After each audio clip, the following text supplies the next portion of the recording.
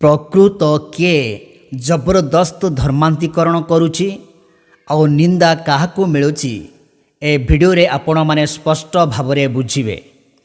କାରଣ ଆମ ଭାରତ ଦେଶରେ ଅନେକ ସମୟରେ ଆମେ ଦେଖି ଆସିଅଛୁ ଯେ ଯେଉଁ ଧର୍ମର ଲୋକମାନେ ପ୍ରକୃତରେ ଲୋକମାନଙ୍କୁ ଜବରଦସ୍ତ ଧର୍ମାନ୍ତୀକରଣ କରାଉଛନ୍ତି, ସେହି ଧର୍ମର ଲୋକମାନେ ଖ୍ରୀଷ୍ଟିଆନ ଆଉ ମୁସଲମାନମାନଙ୍କୁ ଧର୍ମ ପରିବର୍ତ୍ତନ କରାଉଛନ୍ତି ବୋଲି ସେମାନେ ନିନ୍ଦା କରିବା ବିଷୟ ଆମେ ଶୁଣି ଆସିଛୁ। କିନ୍ତୁ ଆଜି ଆମେ ଦେଖିବା ମାନ୍ୟବର ପ୍ରଧାନମନ୍ତ୍ରୀ କ'ଣ କହୁଛନ୍ତି ଏ ଧର୍ମ ପରିବର୍ତ୍ତନ ବିଷୟରେ। ପ୍ରକୃତ କିଏ ଧର୍ମ ପରିବର୍ତ୍ତନ କରାଉଛି ଆଉ ଏଥିରେ କାହାର ଦୋଷ ଅଛି, କିନ୍ତୁ ଦୋଷ କାହାକୁ ଦିଆଯାଉଅଛି ଆପଣମାନେ ସ୍ପଷ୍ଟ ଭାବରେ ବୁଝିବେ। ଯେତେବେଳେ ବହୁତ ମାତ୍ରାରେ ଧର୍ମାନ୍ତୀକରଣ ହେଉଥିଲା, ଗୋଟେ ଲୋକ ସାହସ କଲା, ଗ୍ରାମ ଷ୍ଟାଣ୍ଡ ଜଳିଗଲା, ତାରା ସିଂ ଜେଲରେ ଅଛନ୍ତି, କିନ୍ତୁ ଧର୍ମାନ୍ତୀକରଣ ବନ୍ଦ ହେଇଗଲା ନା। जो लोग बार बार ये कहते हैं कि मसीही लोग जबरदस्ती धर्म बदलवाते हैं, उनसे एक सीधा और कठोर प्रश्न है। बिना पूरे सत्य को जाने आप दूसरों के विश्वास पर उंगली क्यों उठाते? बदलते वह इंसान का स्वभाव, सोच और जीवन बदलते। धर्म मनुष्य को स्वर्ग नहीं ले जाता, चाहे वह किसी भी नाम का क्यों न हो। स्वर्ग का मार्ग केवल यीशु मसीह है, क्योंकि वही पाप से छुटकारा और नया जीवन देते हैं। यहाँ कोई जबरदस्ती नहीं, बल्कि प्रेम का निमंत्रण है। शराबी का जीवन बदलता है, टूटा हुआ मन चंगा होता है, पापी नया इंसान बनता है। यह किसी संगठन की चाल नहीं, बल्कि क्रूस पर बहाए गए लहू की सामर्थ्य।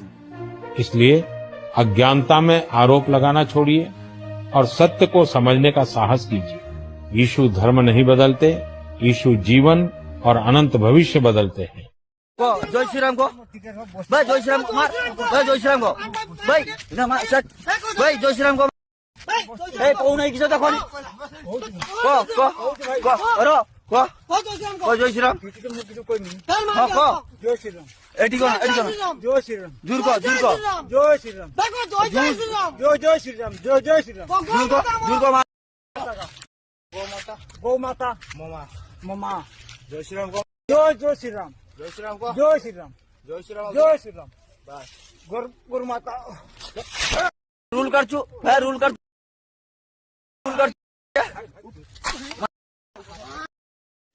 ଆରେ ତପି ମିଶ୍ର, ତୋ ପରି ମୂର୍ଖ ଆଉ ଅଜ୍ଞାନୀ ମନୁଷ୍ୟ କେହି ନଥିବେ।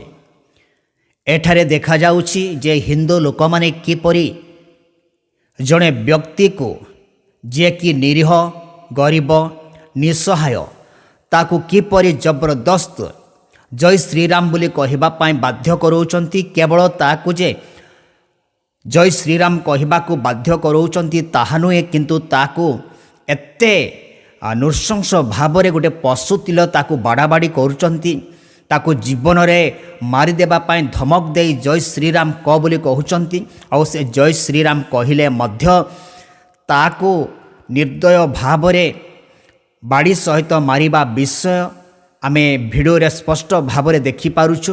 କିନ୍ତୁ ଏ ତପି ମିଶ୍ର କିପରି ସେ ବୁଝିପାରୁନାହିଁ ଯେ ନିଜର ଦଳର ଲୋକ ଜବରଦସ୍ତ ଲୋକମାନଙ୍କୁ ଧର୍ମ ପରିବର୍ତ୍ତନ କରିବା ପାଇଁ ବାଧ୍ୟକତା କରାଉଛନ୍ତି, ତଥାପି ଖ୍ରୀଷ୍ଟିଆନମାନଙ୍କୁ ନିନ୍ଦା ଦେଉଛି। ଆଉ ମାନ୍ୟବର ପ୍ରଧାନମନ୍ତ୍ରୀ ମଧ୍ୟ ଏ ବିଷୟରେ ସାକ୍ଷ୍ୟ ଦେଉଛନ୍ତି, କିନ୍ତୁ ତା'ର ନା ବୁଦ୍ଧି ଅଛି ନା ଜ୍ଞାନ ଅଛି ଯେ ସେ ବୁଝିପାରିବେ। ଆପଣମାନେ ଦେଖିଲେ ପ୍ରକୃତ ଆମ ଭାରତ ଦେଶରେ ଧର୍ମାନ୍ତୀକରଣ କିଏ କରୁଛି ଆଉ ସେ ଦୋଷ ବା ନିନ୍ଦା କିଏ ପାଉଛି ଆପଣମାନେ ସ୍ପଷ୍ଟ ଭାବରେ ବୁଝିଲେ। ଆଉ ଖ୍ରୀଷ୍ଟିଆନ ଲୋକମାନେ ନା କାହାକୁ ଜବରଦସ୍ତ ମାରାପିଟା କରିକିରି ଖ୍ରୀଷ୍ଟିଆନ କରୁଛନ୍ତି, ନା କେବେ କରିଥିଲେ ନା କରିବେ। କାରଣ ବାଇବଲ ଏ ପ୍ରକାର ଶିକ୍ଷା କେବେ ଦେଉନାହିଁ, କିନ୍ତୁ ଯିଏ ଯଦି ବିଶ୍ୱାସ କରୁଛି କରିବ, ନହେଲେ ନାହିଁ, ଜବରଦସ୍ତ ନୁହେଁ।